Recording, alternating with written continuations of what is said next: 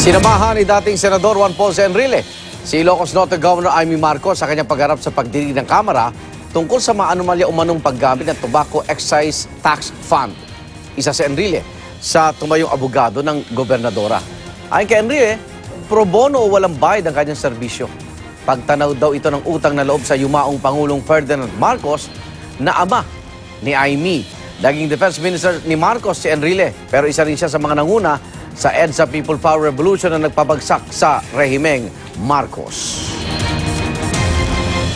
It is my fervent hope, however, and humble prayer, Mr. Chairman, that even though I am no longer an active member of Congress, where I had served for many decades, I could still contribute something, however little, in maintaining the sanctity of our laws and the stability of our political institutions.